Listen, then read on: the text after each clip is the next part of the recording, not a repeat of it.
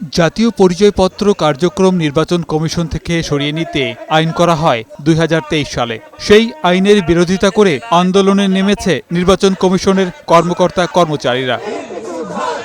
বৃহস্পতিবার রাজধানীর আগারগাঁও নির্বাচন কমিশন ভবনের সামনে সকাল ১১টা থেকে দুপুর ১টা পর্যন্ত ২ ঘণ্টাব্যাপী মানববন্ধন অনুষ্ঠিত হয়। এতে অংশ নিয়ে কর্মকর্তারা জানান, মানুষের ভোটাধিকার হরণ করতে এনআইডি কার্যক্রম ইসি থেকে সরিয়ে নেয়ার চেষ্টা চলছে। আমাদের যে ডাটাবেজ আছে 13 কোটি মানুষ, তাদের প্রত্যেকের ডাটা গোপনীয়। এই ডাটা নিয়ে যাতে কেউ কোনো তছরূপ না করতে পারে, এই ডাটা যে হাতছাড়া না হতে পারে, আমাদের মূল বিষয়টা সেখানে এটা। আরেকটা বিষয় হলো, আপনারা জানেন যেহেতু ভোটার তালিকার ভোটার ডাটাবেজ তৈরি করা হচ্ছে, এটাকে যদি ভাগ করা হয় তাহলে নিশ্চিত করেই ভোটার তালিকা এবং এর দুটি ক্ষতিগ্রস্ত হবে এবং দুটির মৃত্যুবরণ করতে পারে।